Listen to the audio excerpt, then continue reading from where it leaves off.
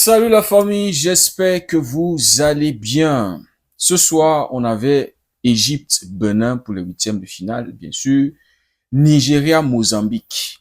L'Égypte s'est qualifiée, le Nigeria aussi s'est qualifié. Les gars, on va d'abord parler du Nigeria. Vous voyez le Nigeria? Vous voyez mes voisins, Naija là. Ils ont mis le cœur sur cette compétition, les gars.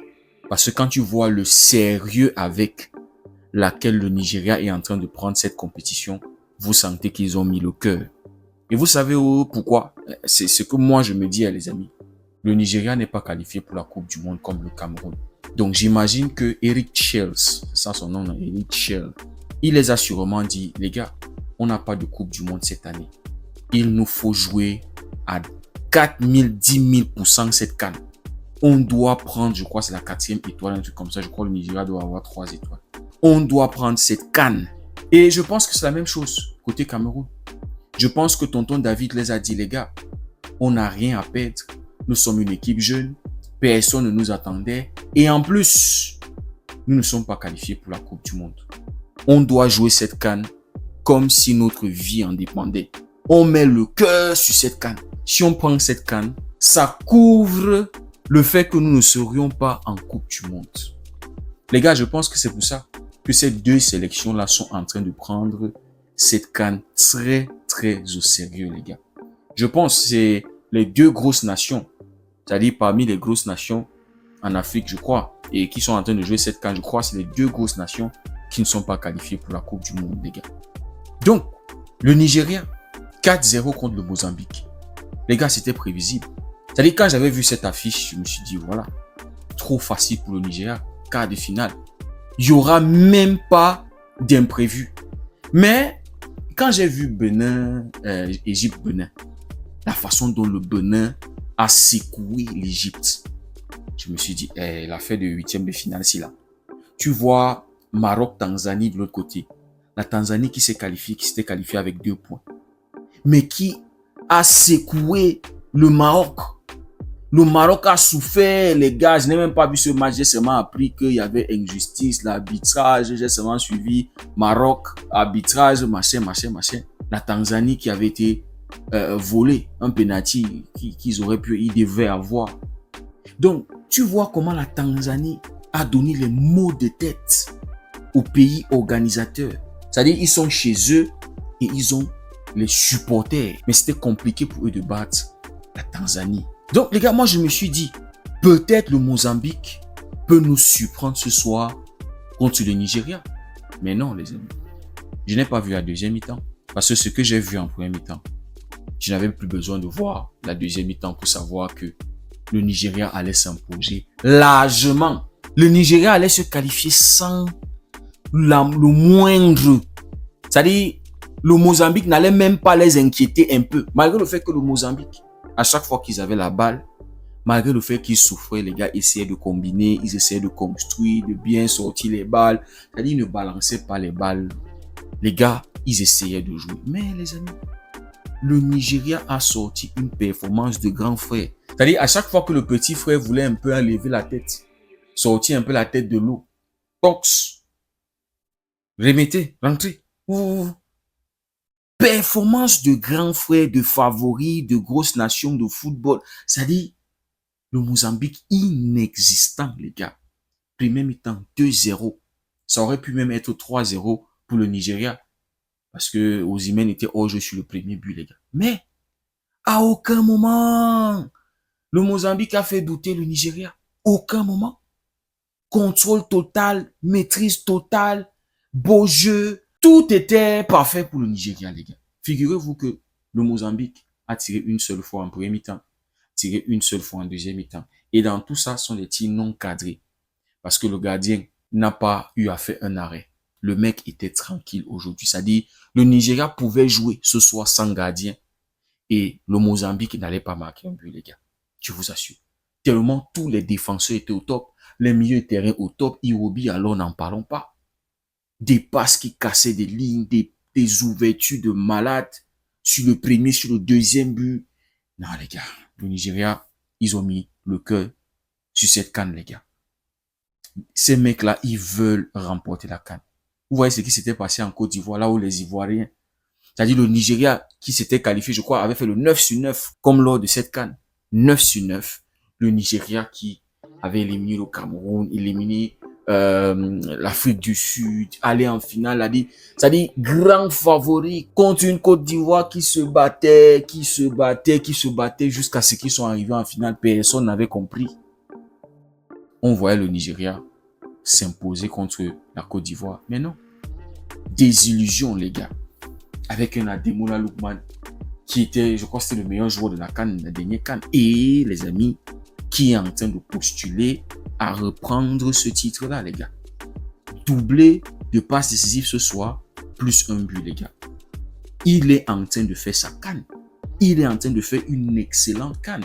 Et quand on se rappelle aussi ce qu'il a subi en club avec Atalanta, les gars. Le début de saison ou bien la saison qui n'a pas été facile pour lui. Là, le gars est en sélection et il est pleinement investi, les gars, et il est en train de faire une top CAN. 4 buts marqués, 3 passes décisives, les gars. Je crois c'est non, 3 buts marqués, 4 passes décisives. C'est clairement le meilleur en termes de goal assist.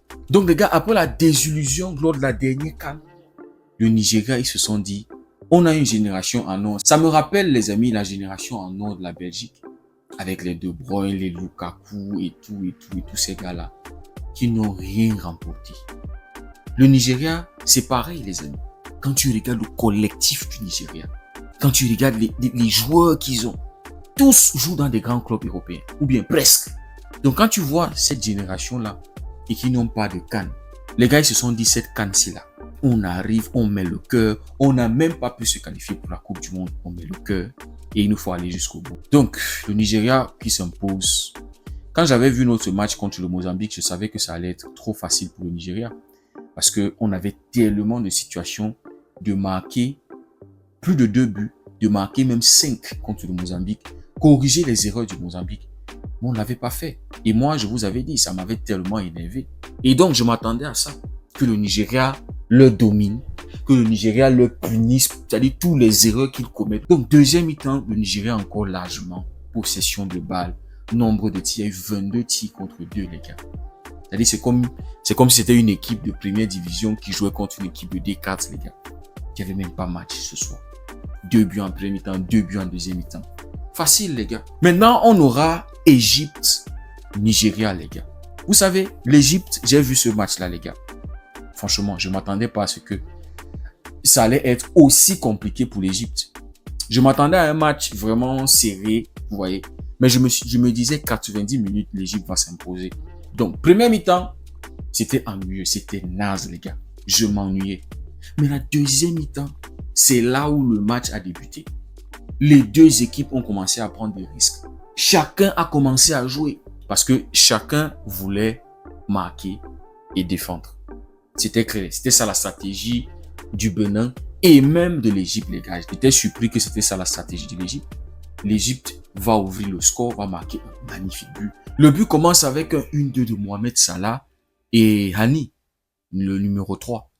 1-2, le numéro 3 là, Hani qui va se projeter, arriver dans la surface pour recevoir encore la balle et qui va faire le centre en retrait pour que c'est Atou, c'est Ati, c'est comment est-ce qu'il s'appelle là, les gars, permettez-moi.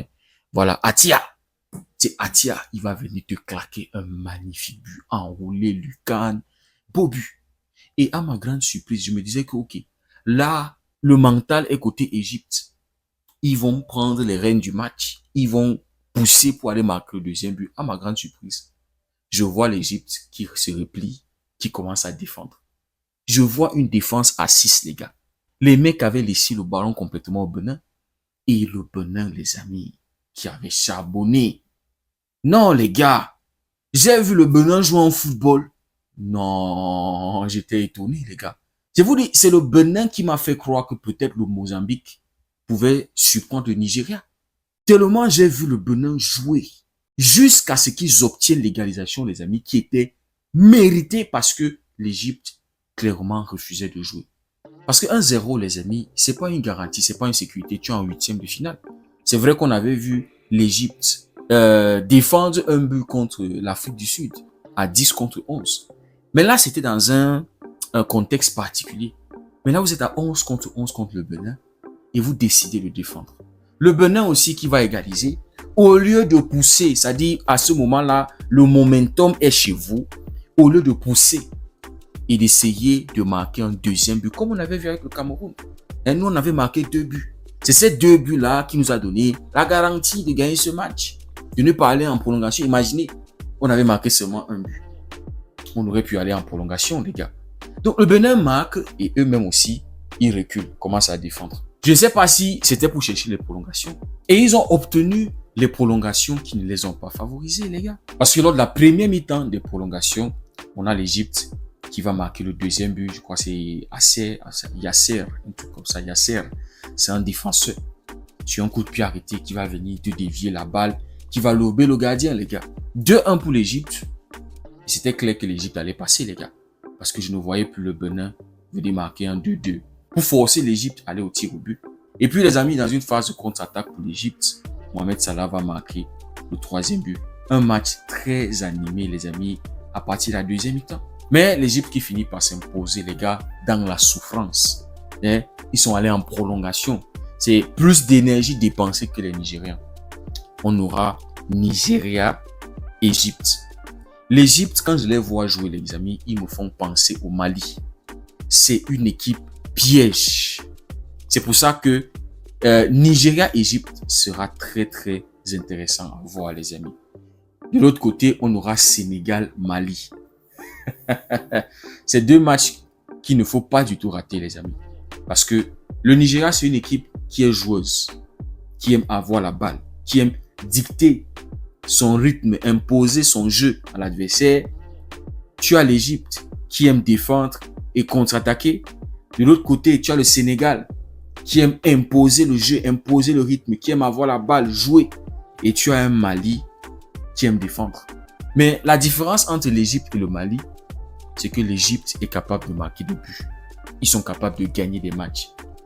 Comparé au Mali, qui est sur 4 matchs nuls, mais qui sont en quart de finale, les gars. Bref, les amis, c'est 2 rencontres qui seront très, très intéressantes à suivre. Donc, on a le Nigeria qui a mis le cœur, les amis, sur cette Coupe d'Afrique. Et ça ne sera pas surprenant qu'ils vont en finale. Mais bon, on verra. Parce qu'à cette allure, je pense que le Nigeria va aller en demi-finale. Si le Cameroun coupe la tête du Maroc, je crois qu'on aura une très, très belle affiche. En fait, les amis, tous les affiches à partir de maintenant sont des belles affiches. Donc, les amis, je ne sais pas ce que vous en pensez. Dites-le-moi en commentaire. Si le contenu vous a plu, n'hésitez pas à liker, partager. Pour ceux qui découvrent cette communauté, n'hésitez surtout pas à nous rejoindre. Merci beaucoup d'avoir suivi la vidéo. On se dit à très bientôt. Passez une belle nuit. Et que Dieu vous garde, les gars.